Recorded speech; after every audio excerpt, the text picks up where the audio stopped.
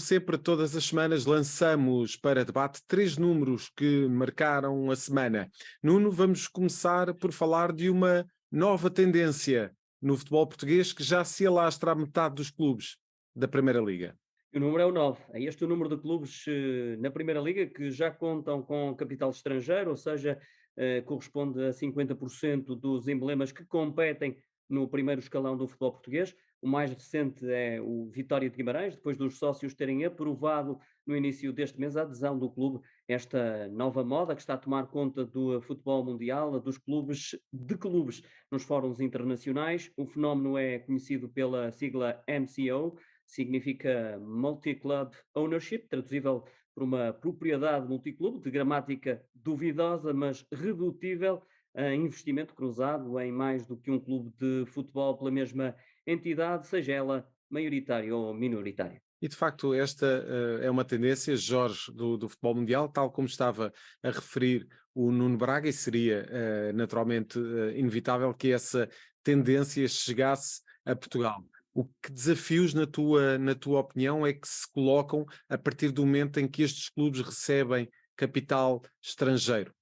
Bem, em primeiro lugar, cumprimentar-te a ti, Zé, e ao Nuno, e a todos os que nos estão a ouvir.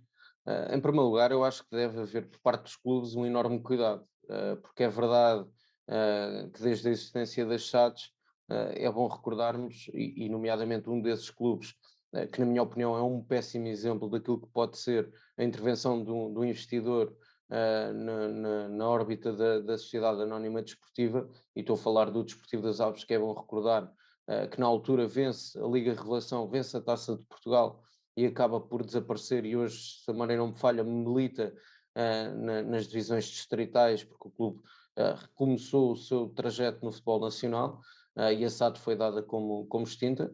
A própria questão da BSAD, e a cisão entre o clube e a própria Sociedade Anónima Desportiva e as repercussões que isso tem tido.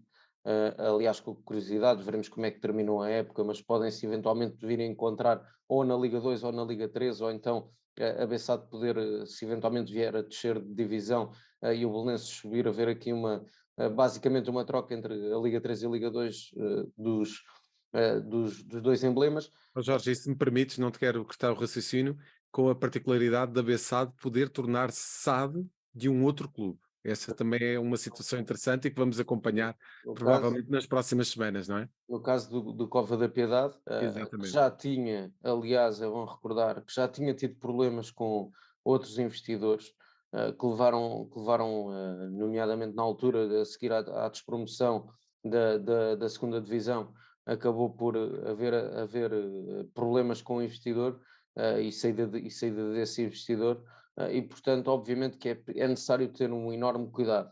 A segunda nota que me parece importante de dar é que o Vitória Sport Clube é, na minha opinião, um dos casos de estudo do futebol português. E eu digo isto porque, na minha opinião, tem vindo a ter alguma instabilidade ao longo dos anos. É raro um treinador que consegue levar um projeto até ao fim, ou estar mais do que uma, duas temporadas no projeto. Tem havido, praticamente, nos últimos anos, nenhum presidente tem levado os mandatos até ao fim. E o Nuno, que faz a cobertura do futebol a norte do país, conhece bem também Está bem próximo dessa realidade. Agora, não deixa de ser curioso, na medida em que me parece que é um clube com todas as condições, com massa humana, tem uma massa adepta extraordinária, é um dos clubes com maior número de assistências nos jogos, e portanto me parece que este passo pode vir a ser importante, esta injeção de capital, esta entrada de novo investidor, se trouxer investimento e capacidade do clube ser ainda mais competitivo, porque, como sabemos, o Vitória Sport Clube tem atravessado algumas dificuldades até em termos financeiros e viu sair vários jogadores, entre os quais André Almeida foi um dos melhores negócios do Vitória, também Rochinha, Marcos Edwards, isto só recentemente, e eram jogadores que necessariamente eram importantes. Agora, olhando para a capacidade que o clube poderá vir a ter em termos financeiros, com a massa crítica que tem, as condições que tem, e é bom frisar, e a tradição que também tem, e a aposta que tem vindo a ter no futebol de formação, normalmente com bons resultados nos vários escalões de formação, Obviamente que eu acho que o Vitória Sport Clube tem condições para ser um clube mais competitivo, lutar eventualmente por um quarto lugar e ser mais consistente nas competições europeias, porque isto é um dado que temos vindo aqui a falar. Olhamos para o Faz-nos muitas falta a clubes que consigam, de facto, dar aqui alguma luta na Europa, não é, Jorge? Sim, olhamos para o ranking da UEFA e quando percebemos que o Feyenoord e o AZ Alkmaar continuam a somar pontos na Liga Europa e na Conference League, quando percebemos que quer Gil Vicente, quer Vitória Sport Clube foram eliminados muito precocemente, obviamente que depois os pontos são divididos por 6 equipas, sendo que Gil e o Vitória foram eliminados praticamente no início da competição e, portanto, não somaram pontos. E o coeficiente é sempre dividido por 6 porque foram as 6 equipas que entraram nas competições europeias. E, portanto, obviamente que o futebol português necessita de que as suas equipas sejam cada vez mais competitivas e mais competentes também nesse aspecto. Agora, deixo sempre esta ressalva pelos maus exemplos que já ocorreram, embora este não seja um caso até recentemente, não é caso único. Recentemente também vimos o Braga a ter a entrada de um investidor, no caso o fundo Qatari, que é também detentor do Paris Saint-Germain e que adquiriu parte da Sociedade Anónima Desportiva do Sporting Clube Braga. O Vitória Sport Clube entra também nesse caminho. Não deixa de ser surpreendente o facto de ter sido aprovado por maioria numa Assembleia Geral dos sócios do Vitória Sport Clube, conhecendo, e o Nuno está-se a rir porque conhece também bem a realidade, conhecendo a paixão e às vezes essa paixão até levada ao extremo dos adeptos do Vitória Sport Clube, ter sido aprovado numa Assembleia Geral, significa que provavelmente os próprios sócios querem ter um Vitória Sport Clube cada vez mais competitivo. E vamos ter que acelerar neste hat-trick, já estamos praticamente a meio. Nuno, vamos a um reforço de prémios da FIFA. E o número, neste caso, é de facto uma verba monetária, 330 milhões de euros, e diz respeito aos prémios destinados aos clubes que cederem jogadores para participar no Mundial de Seleções.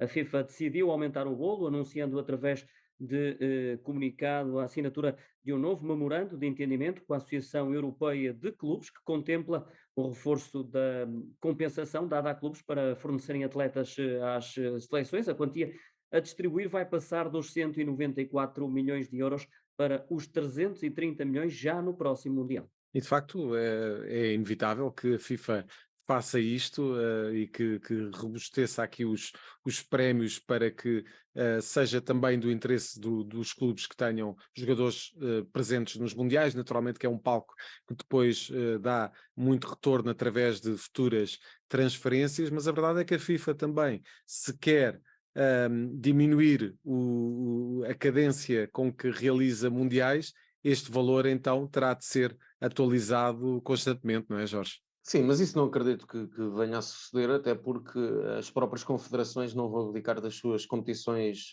próprias. Não vejo a UEFA abdicar do Campeonato da Europa de 2 em 2 anos, a própria CONCACAF a abdicar da Taça América e, portanto, da Copa América, e, portanto, obviamente que este prémio, em primeiro lugar, a primeira nota é que é um aumento muito significativo, porque estamos a falar de mais de um terço de aumento na verba que irá ser distribuída depois pelos clubes, sendo curioso que é certo que isto, olhando para o caso português, beneficiarão diretamente, porque normalmente são os clubes que têm mais internacionais, beneficiarão mais o Braga, Sporting, Benfica e Futebol Clube do Porto. Obviamente que os clubes de elite do futebol europeu, tendo mais internacionais, também são diretamente beneficiados, mas com os sucessivos alargamentos do Campeonato do Mundo, a verdade é que olhamos para exemplos como a seleção de Marrocos ou a própria seleção da Arábia Saudita, muitos desses jogadores que compunham esses dois plantéis atuavam na Liga Interna, nomeadamente até mais a Arábia Saudita do que Marrocos. Como sabemos, a seleção marroquina tinha muitos jogadores na Liga 1, entre outros exemplos. E, portanto, isso beneficiará também a alguns clubes de países periféricos, olhando para aquilo que é a tradição no futebol. Portanto, não deixa de ser benéfico nesse aspecto. Agora, necessariamente, se houver uma cadência maior, que eu tenho algumas dúvidas que venha a suceder, havendo uma cadência maior, este prémio deverá ser reajustado, porque estamos a falar de um prémio de 330 milhões de euros, mas a verdade é que este prémio ocorre havendo Mundial de 4 em 4 anos. Muito bem, e de facto é sempre muito dinheiro e esta é uma fonte de receita a considerar também por parte dos clubes. Nuno, vamos fechar o hat-trick desta semana para falar de um portento norueguês que o Manchester City, neste caso, quer segurar a todo custo. E o número é mais uma quantia, 567 mil euros por semana é o ordenado que o City oferece a Haaland para convencê-lo a renovar o contrato que termina em 2027, apesar de ainda faltarem 4 temporadas para o final da ligação do avançado norueguês aos Citizens. O clube pretende já negociar um novo contrato, diz o jornal britânico The Sun. Haaland, que tem já um ordenado milionário, oferece mais de 425 mil euros semanais. A confirmarem-se estes valores, os 567 mil euros por semana, e caso o internacional norueguês aceite a proposta de renovação, tornar-se-á no jogador mais bem pago da Premier League. E de facto estava-me aqui a lembrar que o Haaland provavelmente não dará muito dinheiro a ganhar ao Manchester City, se formos a contar com os mundiais que a Noruega poderá marcar presença nos próximos tempos, mas fora esta observação que tinha um pouco a ver com o tema anterior, Jorge, estamos aqui a falar de um jogador que se calhar começa a tornar-se enfim, não diria maior do que que o próprio Manchester City, mas o City poderá ter aqui algumas dificuldades, apesar do contexto da Premier League ser muito mais atrativo do que o da La Liga. A verdade é que o City está aqui com algumas dificuldades e muito desesperado para segurar esta estrela norueguesa que poderá inclusivamente rumar ao Real Madrid. Bem, em primeiro lugar, pelo menos que seja público, não tem uma cláusula de rescisão, ou se tiver não é assim tão baixa quanto isso, e portanto não me parece que haja esse risco. Haverá, acredito eu, pressão por parte do próprio agente, eventualmente do próprio atleta, para ver melhoradas as suas condições contratuais, porque pode naturalmente haver assédio de clubes de grande tradição, e passa-me pela cabeça claramente o Real Madrid. É curioso olharmos para o trajeto de Erling Haaland e percebemos que não esteve muito tempo no Borussia Dortmund, claramente tinha um trajeto pensado na sua cabeça para rumar para a Premier League. Acaba por ser também curioso, e de resto eu quando trouxe aqui como figura da semana Haaland a seguir aquele jogo frente ao Leipzig, onde faz 5 golos nos oitavos de final da Liga dos Campeões. Já o tinha dito, é curioso pensarmos que no início da temporada muita gente questionava como é que Pep Guardiola iria ter pela primeira vez um ponta de lança referência. É certo que no Bayern de Munique teve Lewandowski, mas é pela primeira vez que tem um avançado no seu plantel com estas características. No início teve também Ibrahimovic no Barcelona ainda, mas são quer Lewandowski, quer Ibrahimovic são jogadores diferentes. Haaland é mesmo um finalizador nato, é um avançado de área, e os números falam por si. Tem sido extremamente importante para o City, e portanto estamos a falar de uma transferência que foi um investimento relativamente elevado, mas olhando ao rendimento que tem vindo a ter, é absolutamente um investimento claramente ganho por parte dos Citizens, porque estamos a falar de 45 golos em 37 jogos, ainda faltam 2 meses sensivelmente para terminar a temporada, e está a fazer uma época absolutamente estratosférica. Já o tenho vindo a dizer, parece-me claramente que virá a ser das maiores figuras do futebol mundial, a par de Kylian Mbappé, e com esta melhoria salarial, acredito que virá a ser desde logo o mais bem pago da Premier League, e isso já diz muito daquilo que é, por um lado, a capacidade financeira do City, mas a importância que Haaland tem para a equipa de Guardiola. Mas claramente entrará também no top mundial, provavelmente dos desportistas mais bem pagos de todo o mundo. E acreditas que o Real Madrid tem aqui alguma hipótese? Acho difícil, até porque o Real Madrid mudou muito a sua política desportiva. Tem-se vindo a falar muito, e mesmo antes da renovação do próprio Mbappé, falava-se que estava praticamente fechada a transferência. A verdade é que acabou o Paris Saint-Germain na altura por conseguir renovar. Eu acredito que Haaland vai renovar com o City.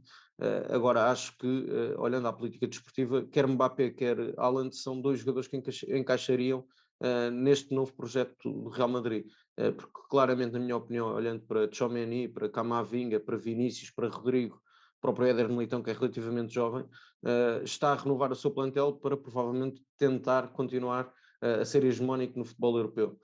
E nesse aspecto, olhando aos 22 anos de Haaland e de Mbappé, tem praticamente a mesma idade, obviamente que encaixariam neste perfil, e isto transformaria o Real Madrid numa super equipa, sendo que no caso do Real Madrid tem muitos jogadores em fim de contrato este ano e jogadores que foram importantes na última década, portanto veremos o que é que no mercado de verão poderá ou não vir a acontecer. É preciso aqui alguma renovação. Nuno, voltas na próxima semana com mais números neste hat-trick.